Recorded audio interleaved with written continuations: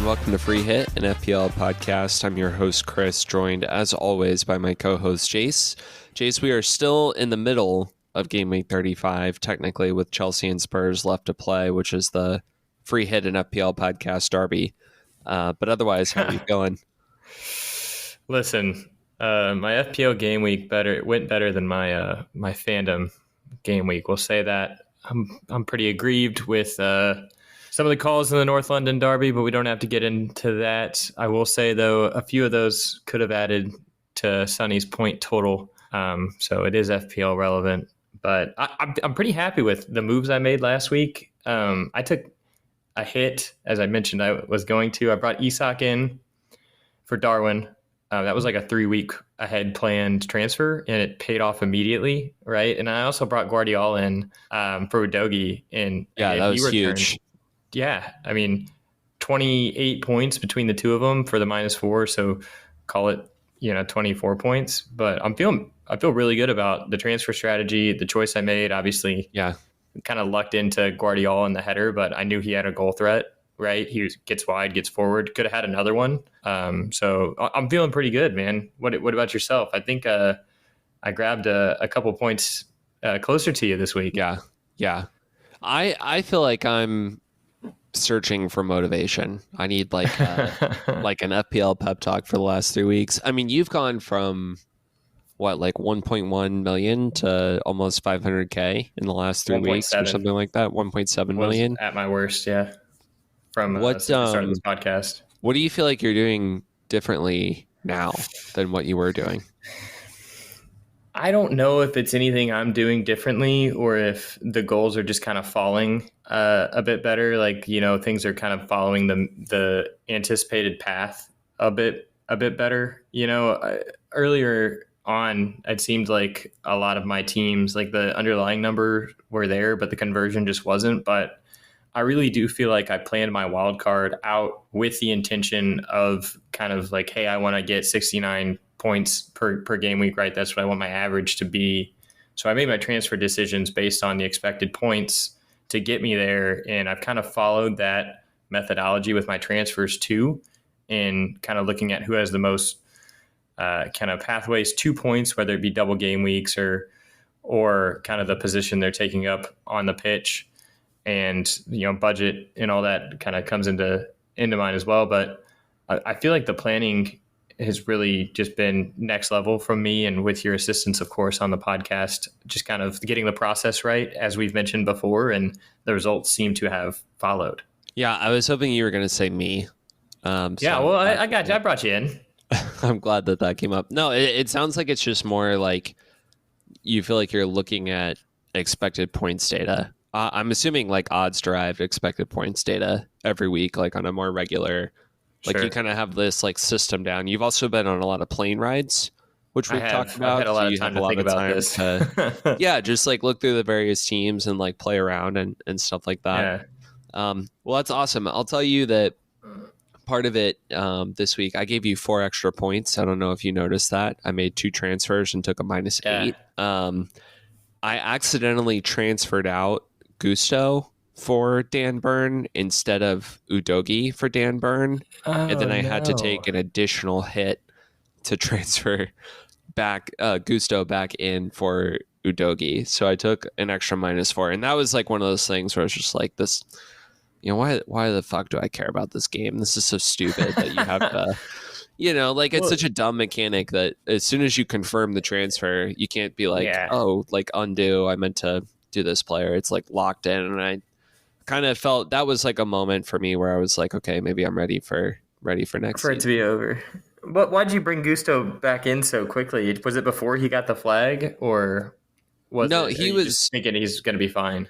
He was definitely out. Udogie's out for the season. Gusto is out, but then would potentially like play in the double game week. So I felt like I might as well just like go ahead and bring Gusto back in. I mean, I was also just honestly very frustrated in that moment. It's like, that was not what I meant to do. So I'm going to like do the transfer that I meant to do, because I'm not going to have fun if I have to like sit here and like use another transfer next week on a player I didn't want. So it's like more just fixing a mistake, but it's one of those things. It's like the fantasy Premier League game. It's been around a long time, but I feel like it's still very much in like early stages compared to what it will be in 5 to 10 years. And this is one of those things that's like, because of the stupid like daily price change system Yeah. that no one can understand, you basically have to confirm all these transfers as they happen, and led to me doing that, which was really stupid. So that was a little bit Do you feel like frustrating this week. they should have like a cutoff where like every day you should be able to undo your transfers until a certain point of time and then it's locked in? Or how do you think they can make that better? What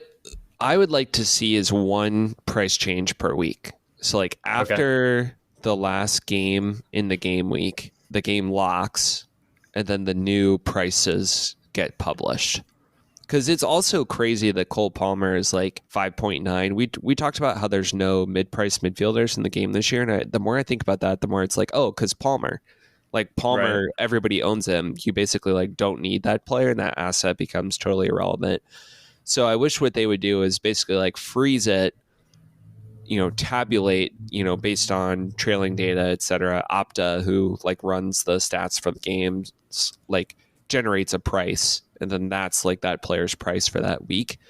One of the challenges might be that if you get Palmer really early, you have an even larger advantage. Like it's harder for other people to get him in, but I think that system would balance out the prices a little bit better. And then it's like you Yeah. can make as many changes as you want before the deadline because the price has already been updated and like the new price is fixed. So that's kind of how I would do it. I don't know what you think. Yeah, no, it makes sense. I think the whole point is there should be some sort of an avenue for us to undo a transfer within a reasonable amount of time after making that transfer. Like for example, you should be able to undo something within X amount of minutes after, because it Yeah. happened. You see it on Twitter all the time where someone's like, God damn it, I made this change. I didn't mean to. Now I want to kill myself because of this stupid game. And it's like some people have done it and forgotten to hit the wild card button. Yeah. So it And then they costs them just take like like a 20 minus points. 30 or Yeah. whatever. Yeah. And that's going to be relevant later on in this podcast. So keep You taking a on minus that. 30?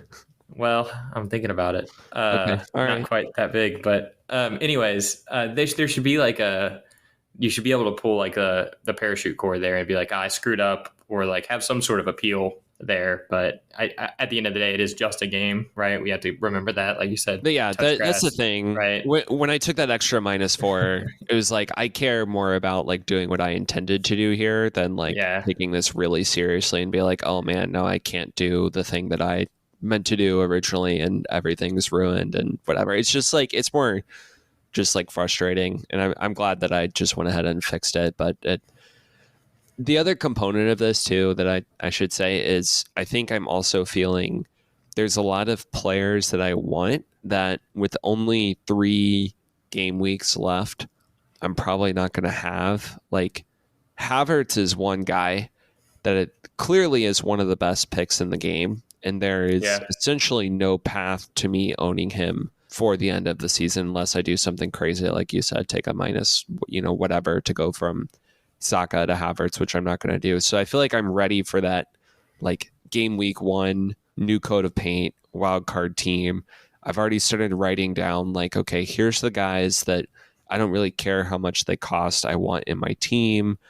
I'm like, what would my team look like without Salah, without Son next year, right? Like all this stuff. So it's just like I'm ready for that refresh, that fresh start. Yeah. Price Palmer appropriately. That way there's more diversity of teams, etc.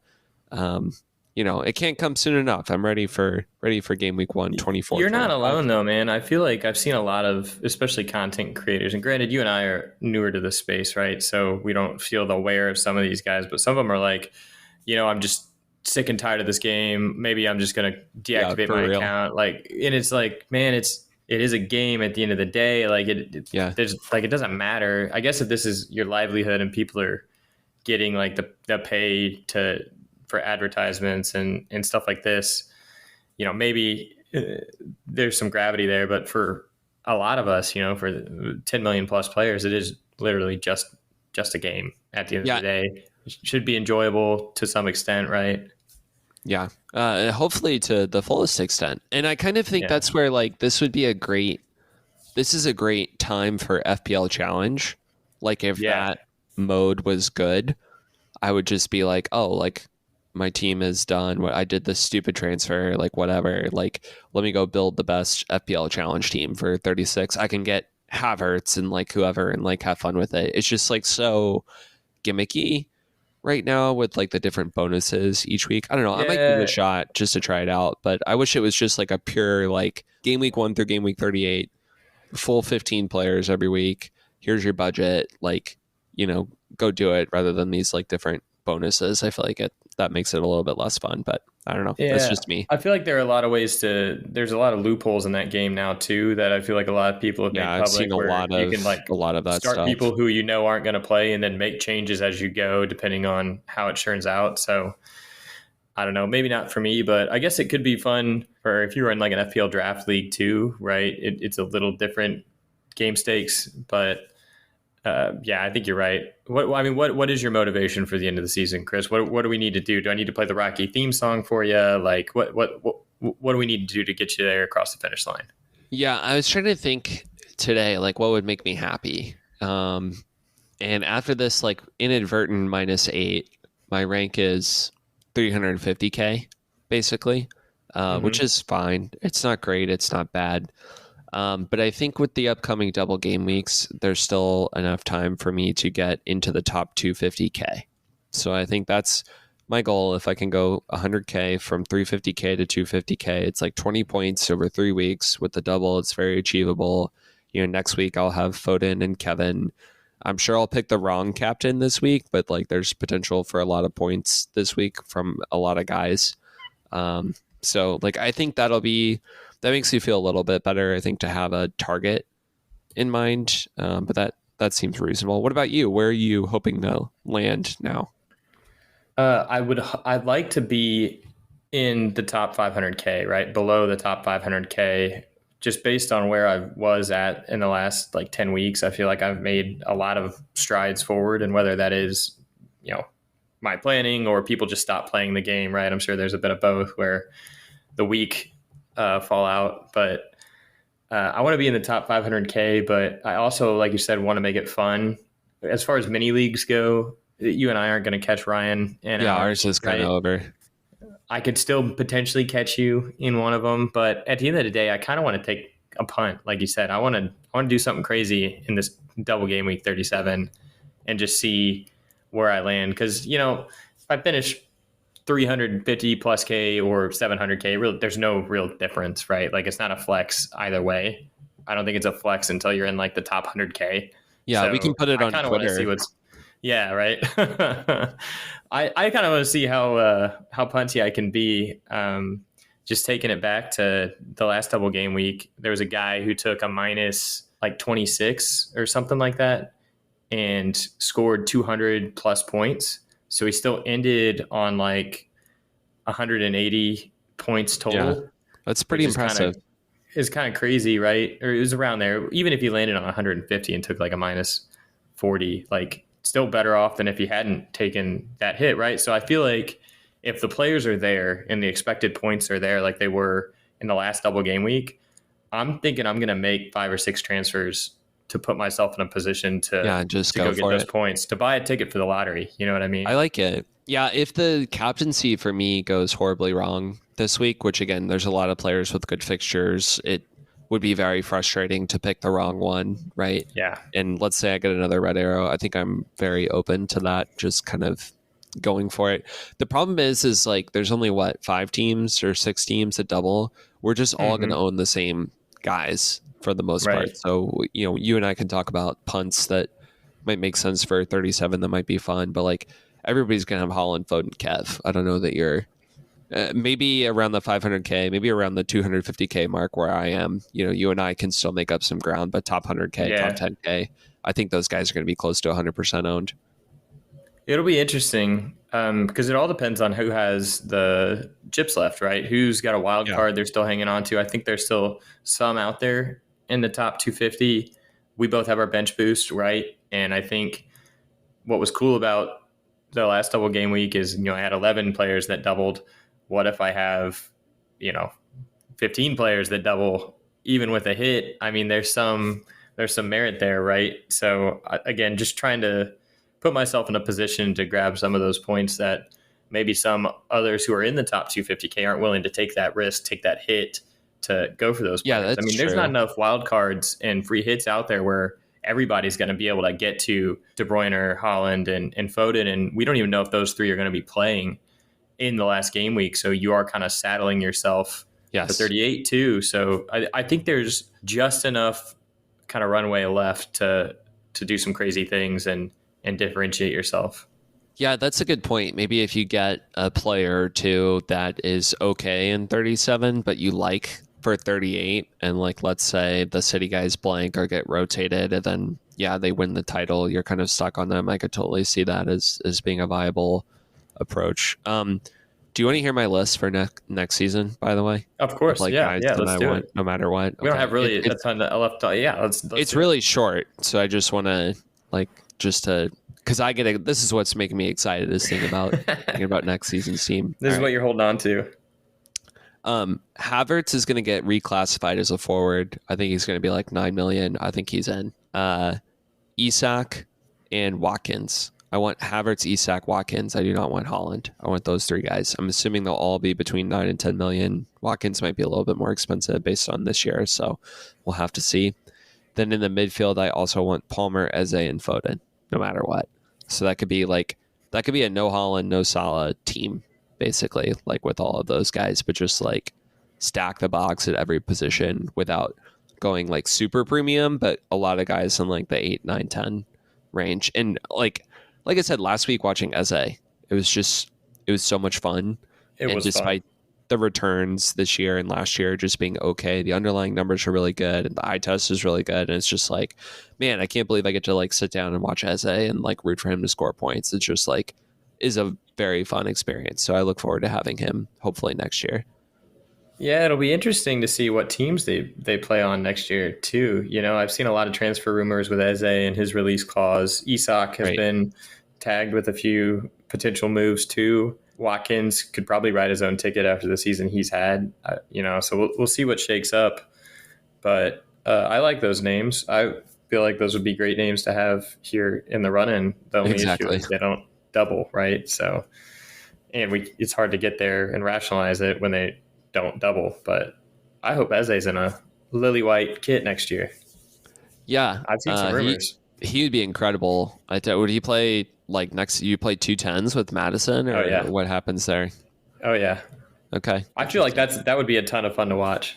I would captain him every week if he played for Spurs, especially if he has like Mateta's obviously been better, but like, yeah, he was creating like 0.6 expected goal involvements per 90, and he was either missing shots in the box or didn't have players around him that could finish. But obviously, like Palace is much better now. So, yeah, we'll see. Okay, cool. Do you want to recap your team points and transfers this week, just so we cross our I's, dot our T's? Yeah, absolutely. And you make a great point about the captaincy. When we do the postmortem, we got to really bold and italic and highlight getting the captain right, because I feel like that's where I've left the most points on the board. I want to go way more different next year, personally. Like, I'm so sick and tired of like everybody has Haaland, everybody has Salah, Captain Haaland, Captain Salah. That was 75% of the season, and like Palmer, Havertz, Watkins. It's like, how did I not captain these guys more often? They're the highest scoring players at their position, and I seem to have like not done that enough. So yeah, I'm totally with you there. Yeah. As for my team, I captained Palmer this week, just like I think you did. He had the double. I think he was the right call still.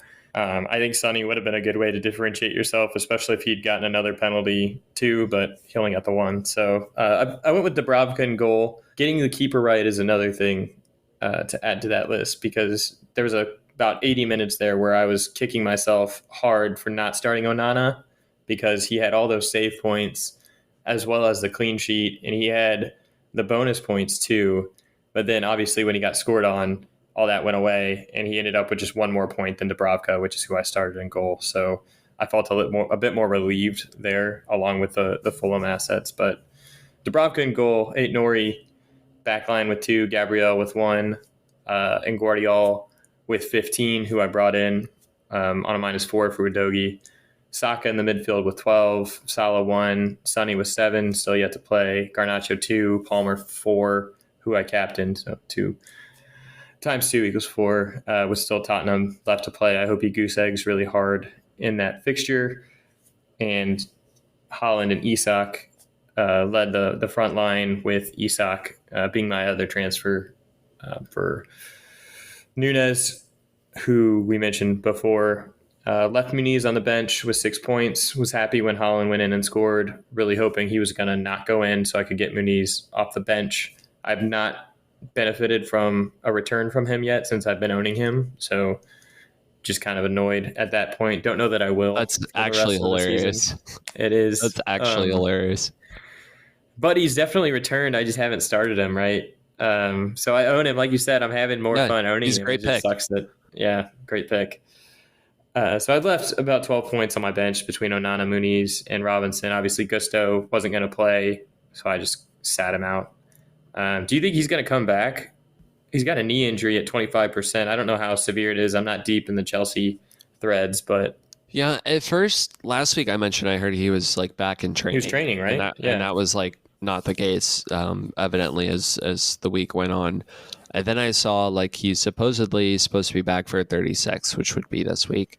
But I would say I'm no longer a tier 1 Chelsea source because I thought he was back in training last week. So we'll have to look that one up. I think Gusto is one to hang on to, obviously, for double game week. But then Reece James is also back in training too.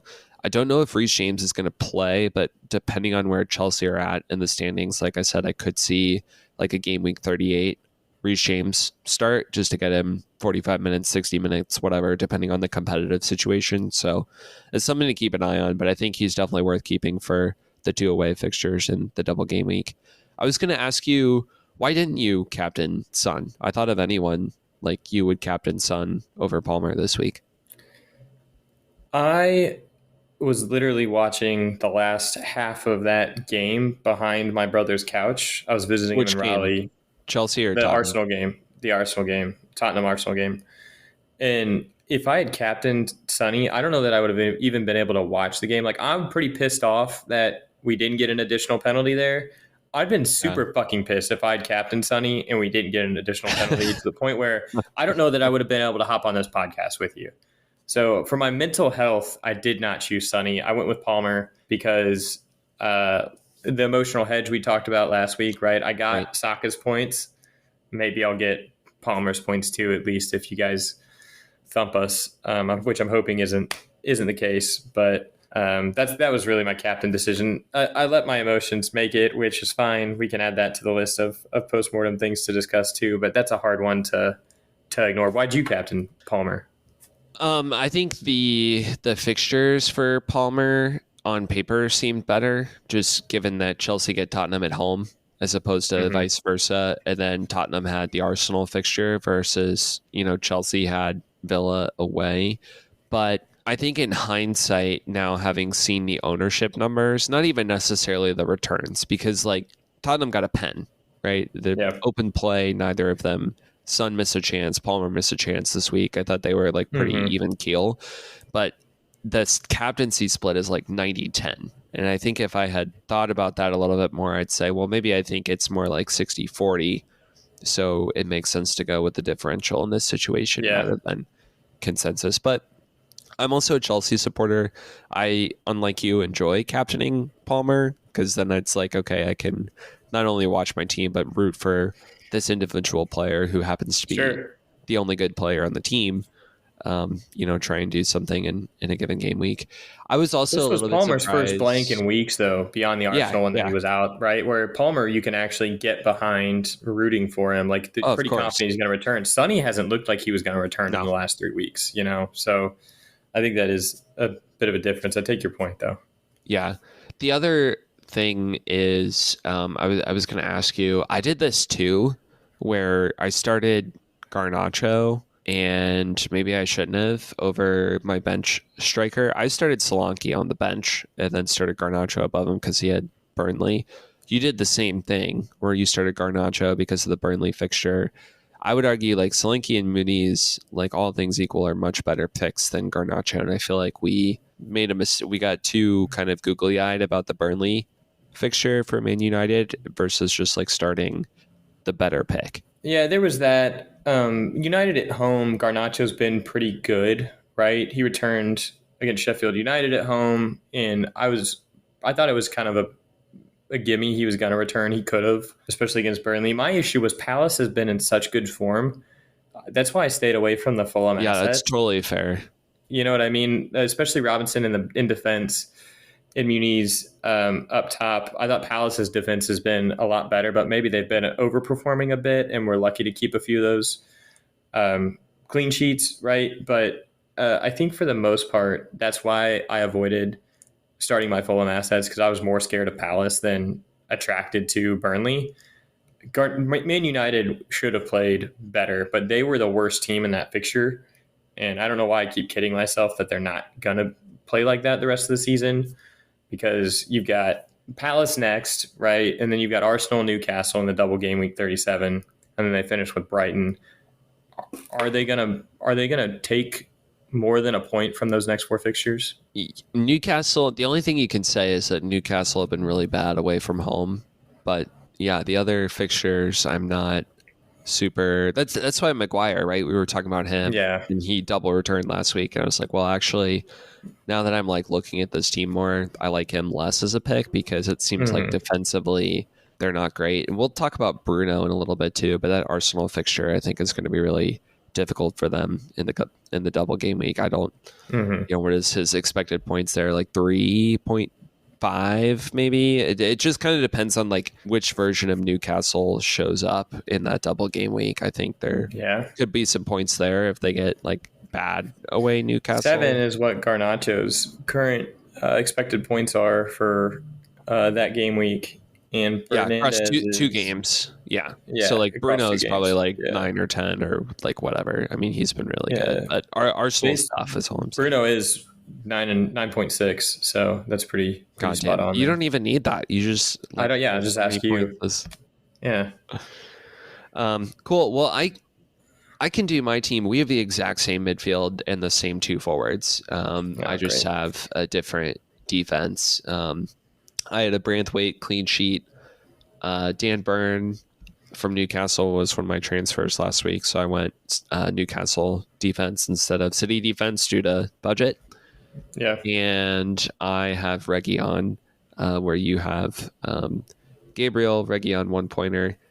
Hopefully the Reguilon we know and love is back next week. He's the lowest owned player in my team overall and in the top 10K. So whenever he scores, I do actually get points, which is nice, unlike my midfield and striker partnership. Yeah, I was glad to see Reguilon suffer a bit like that, because I was really heavily like debating going towards him. Like we talked about him last week as a Udogie replacement. Yeah, so that's where I went. And maybe I should have gone somewhere else, but I was just a little. I wanted Guardiola for the pending double game week coming up, and City kept a clean sheet. They kept another clean sheet, so they're building that momentum. They're in that April form that we're used to. Sure. So that was more why I went with Guardiola. And honestly, it was really more budget than anything, because if I didn't go with Guardiola, I would have had to make an additional transfer between Saka or Salah to make budget for the transfers I wanted to make, because Isak was a little more expensive than Darwin, and Udogie was like at 4.4 or whatever when I transferred him out. So it kind of lucked into Guardiola a little bit, but it's nice to experience that every once in a while. Yeah. I mean, he paid for himself. I was going to ask if you think that he like plays, but it makes sense that, based on budget, that was the transfer. I also think it blocks a City asset for you. So you might be looking at Bruno in 37 instead of a Foden, De Bruyne, Haaland triple up. I'm going to have 15, one of them, right? 15-pointer this week. I mean, it's hard to argue. At least you imagine if you went Ake, you had 2 points, and then you're like, okay, I can't get to Foden and Kevin and Haaland. That would be a problem. So that was a nice transfer. All right, let's switch gears. Let's talk about some questions or kind of what's on our mind for the next game week to 2 game weeks. We covered quite a bit in the introduction, but is there anything that you particularly want to start with or drill into as you're thinking about what's next for your team? No. I think, like I said, I'm going to do the math on what kind of points hits I can take while also trying to middle the, the expected points versus the points hit and see kind of where they're at based on what I'm currently projected at. But if it looks like it's going to be worth it, especially with the bench boost, then I'm gonna go for it. Well, give me like, let's say like the top 5 or 10 guys in the expected points table. I'm assuming you have it up here Yeah. for 37. Like, of that Yeah. list, So who do we not own that we should be thinking about? yeah. So Bruno is big because he's at, like you said, 9.6. I don't have Kevin. He's at 10.4, and I don't have Gordon yet, and he's at 8.4. So those three are higher than any other, and then their replacements currently, just because of benefit of the double, right? And I'm more concerned with my back line, right? Because I have Eight Nori, who's constantly flagged, and Gabrielle, who doesn't double. And I think Arsenal are going to have a tricky run in. I don't think they're going to keep 3 clean sheets Okay, in the really? next 2 game weeks. Yeah.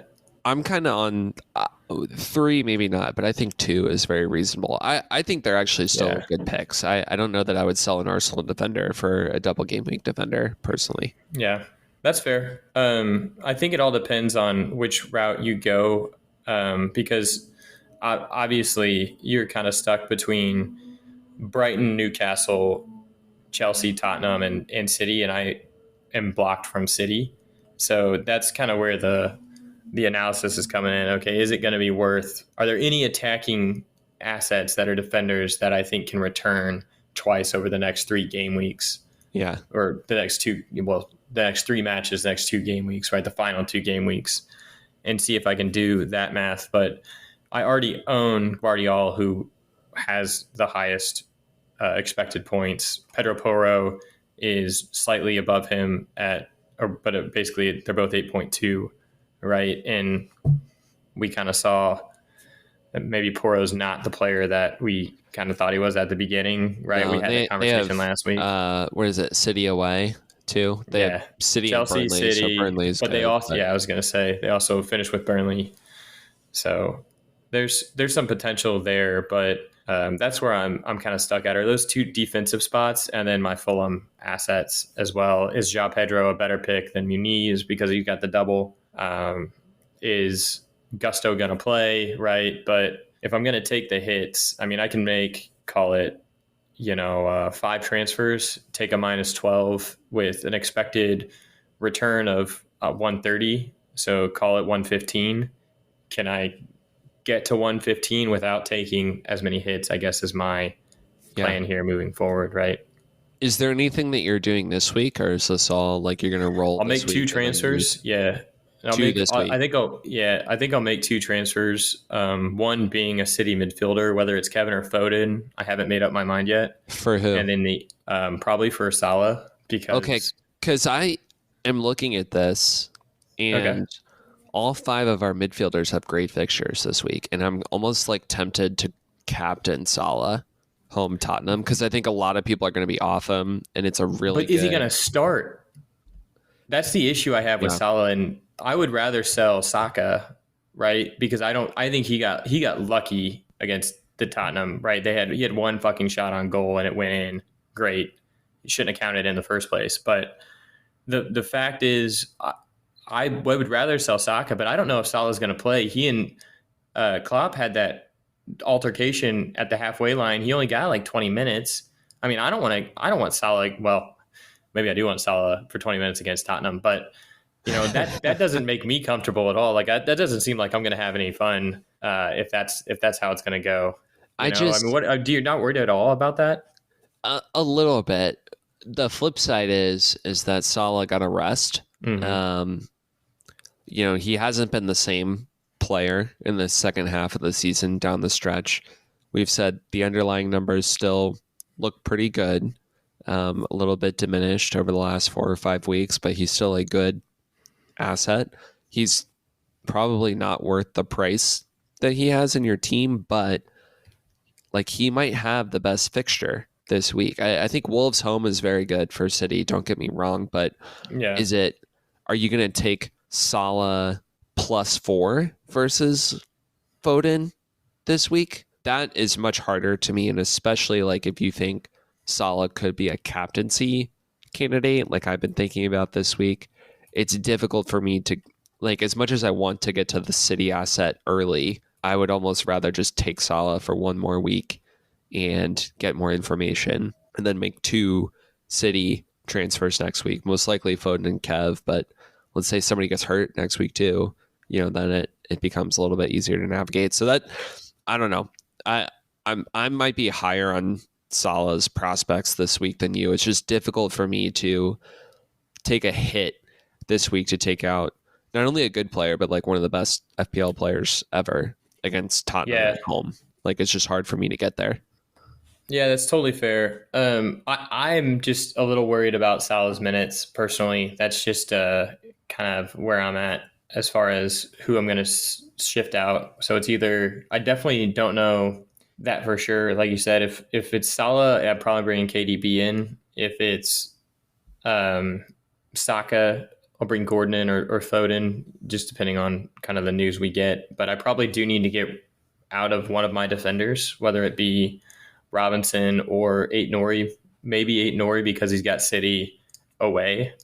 He's definitely got the most challenging fixture, but I'm probably going to change out a mid and a defender this week, take 1 -4, hope they pay for themselves again. And then, like I said, maybe take another, call it 8 to 12 point hit before 37 and see how many double game week assets I can get with my bench boost. Saka out this week, I think is a little bit more. I could be a little bit more on board with that. The problem again is like they have home. Got a good fixture. Good fixture. Arsenal have great fixtures on the run in. Like they don't have anybody else top 6. I think they have 2 homes out of 3, something like that. Like you said it yourself though. They're so highly owned though.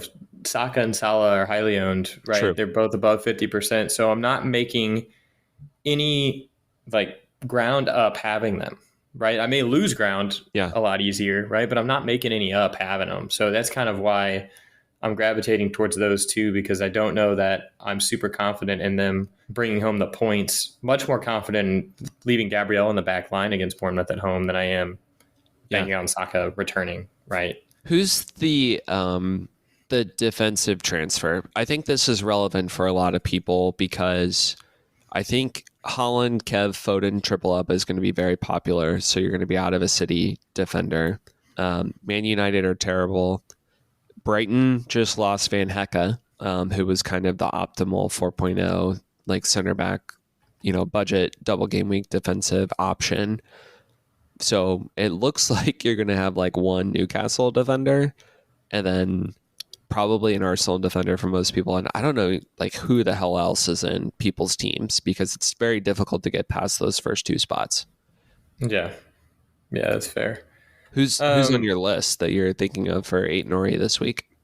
Pedro Porro's on there. Porro, I guess you could go back to. That probably he's got good. Sense. Yeah, he's got good attacking, or he's got good returns expectancy, so that's cool. You've got a few others, but again, I'm not comfortable with knowing if Diassi and Cucurella are going to play both games, and again, I don't know that I'm going to have a ton of fun owning more than one Chelsea defensive asset for a double game week since I already have Gusto and I'm already not convinced he's going to play, right? Gusto so is right, fine, but I would not have another Chelsea defender unless you already have the keeper. Yeah, that for sure. Right, which I don't. So the next logical moves are either Schär, Burn, or Dunk. So those are kind of the 3 on between. Okay. I don't know that Man United make really a lot of sense because of the Arsenal fixture, and also Maguire and Dalot are really the only 2 that have potential returns, and I'm not convinced they're going to do much. So it's really a Newcastle defender or Pedro Porro. Do you think that Spurs are going to have something to play for in game week 38? Because they are away to Sheffield United. It is one of the better game week 38 fixtures that could sort of like tip the scales. Who've already versus been relegated too, right? Yeah, they've already been relegated, and I think there will still be goals, but like Tottenham is kind of locked into 5th now, it seems like. But if there's a chance they can still get top 4 on the final day, I would expect to see Porro out there. The question is, if they don't, I have no idea who plays for Spurs in 38.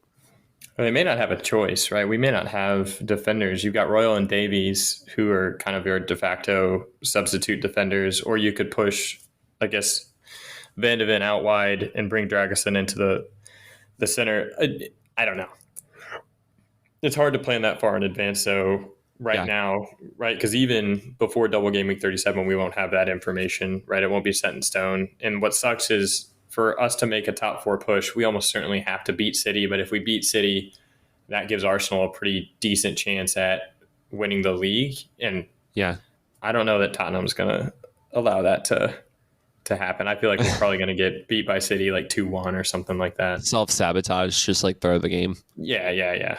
Like I expect Mikey Moore in there, Jamie Donnelly, all the up and coming academy kids. Throw them to the wolves. Let's see how they do.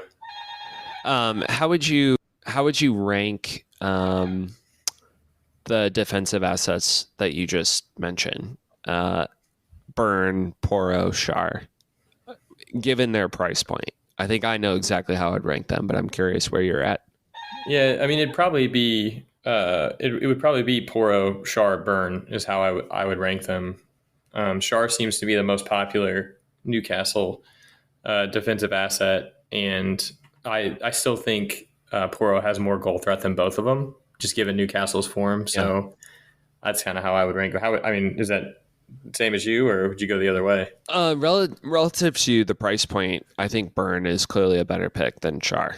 So it's like a 4 or 5 versus like Schär is like surprisingly expensive. He's like 5'6" or something. Yeah, kind of crazy. 5'7". When you look at that, it's like, oh, I thought he was like 5'1", like a Gabriel, and he's not. Yeah.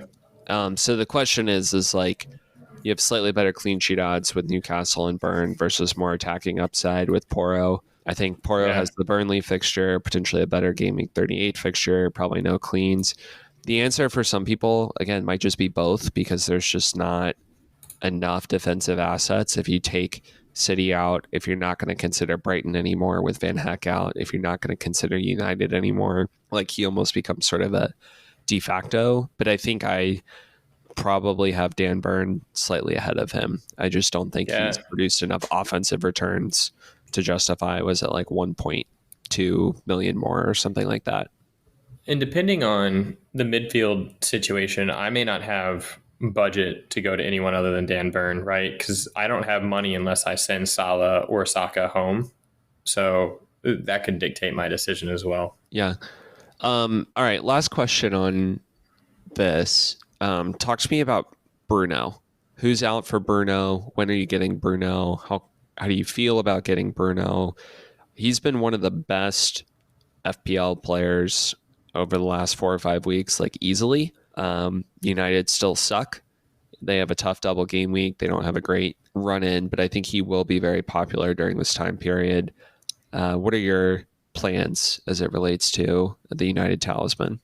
Garnacho to Bruno. That's an upgrade. That's pretty good. It's an upgrade. It just seems like such a lateral move, and it's to the point where no way. I do not consider that a lateral move. No way. That is a magnitude of order.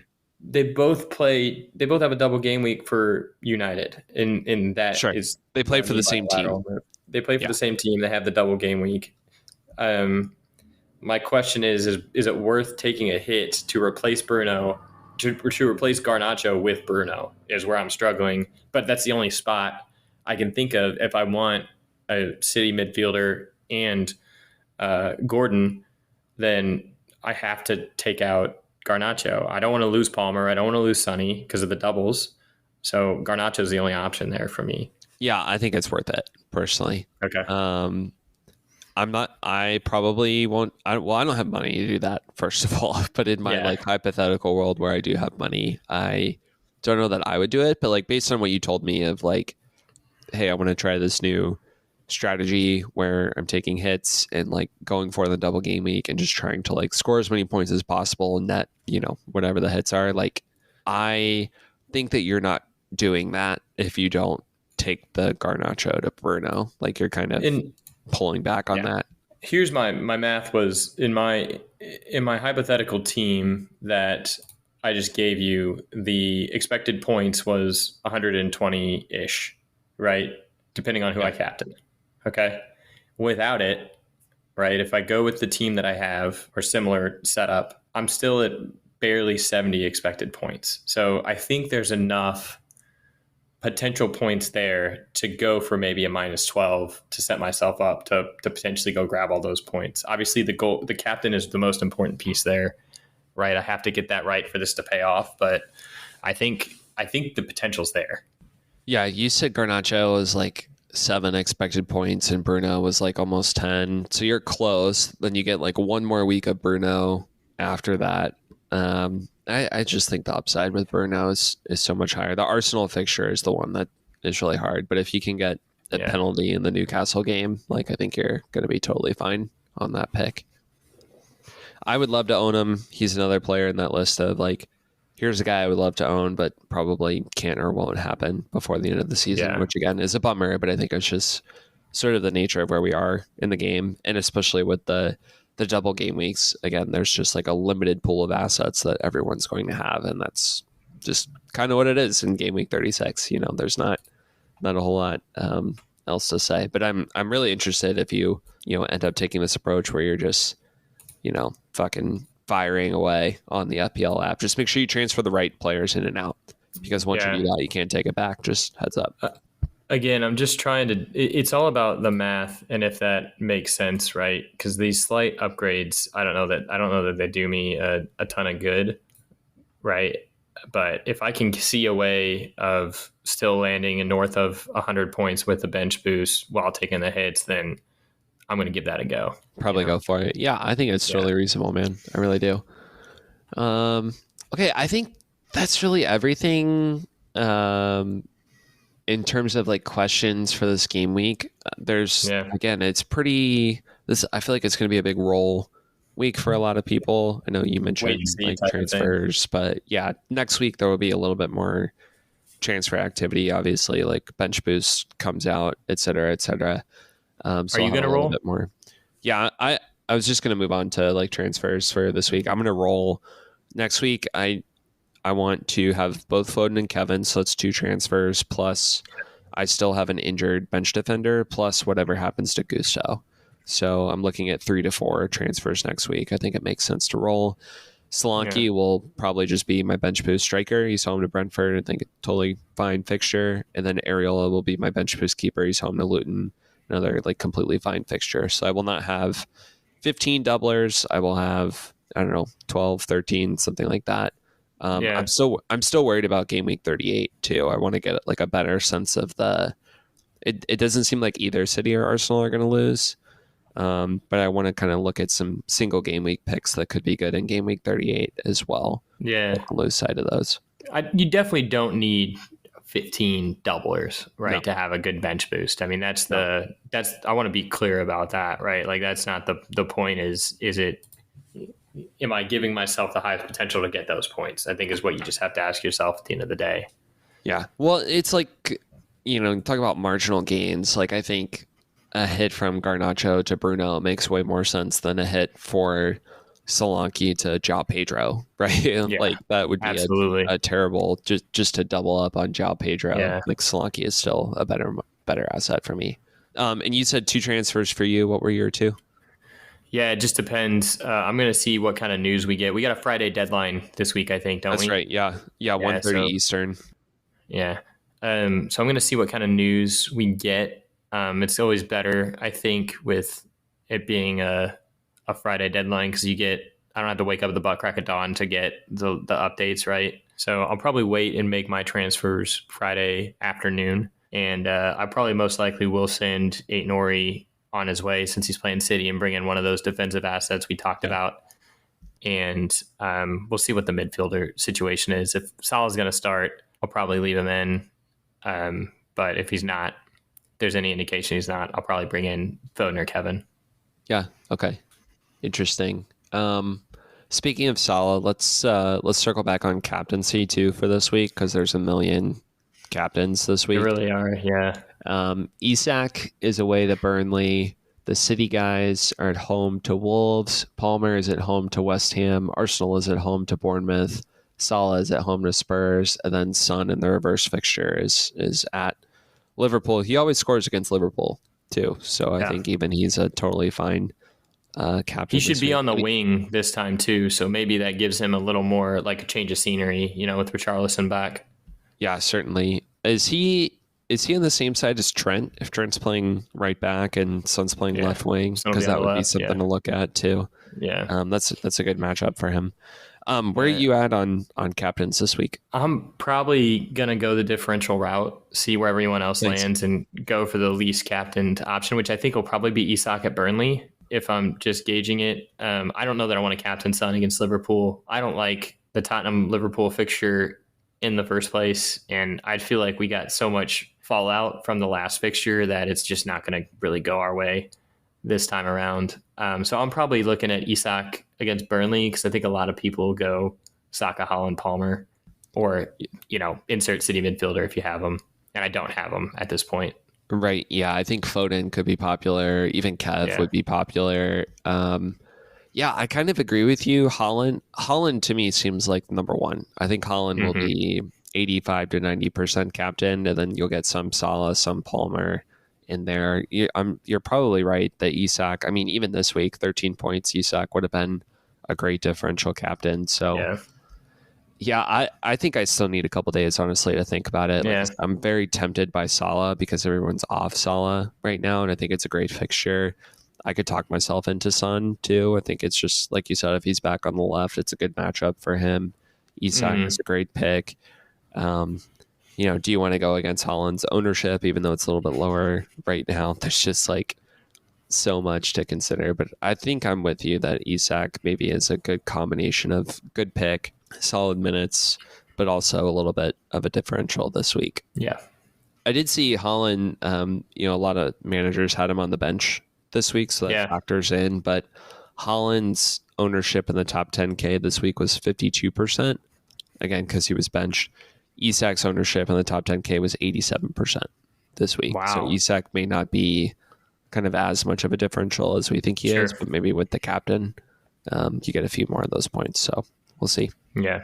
So I'll probably just look at the numbers, but yeah, my man, I'm sure I'll change in my mind like 100 times. Let's see what the computer spits out. Let's see what the computer puts out. It's always good at the end of the day, though, Yeah, no, that's fair. I feel like I've tried to play that way again this season of just like making smart, rational decisions, and here I am in game week 36 hating my team. So like I said, I feel like next year I'm just gonna try and go a little bit off the beaten path. Yeah, well, here's to that, buddy. Thank you. I appreciate it. To the 2024-2025 season. That's right. Awesome. Well, thanks everyone for listening. I think that's all we have for you today. Please rate, review, and subscribe to our show on Spotify, Apple Podcasts, or wherever you get your shows. Join us next week to talk double game week 37. Take care.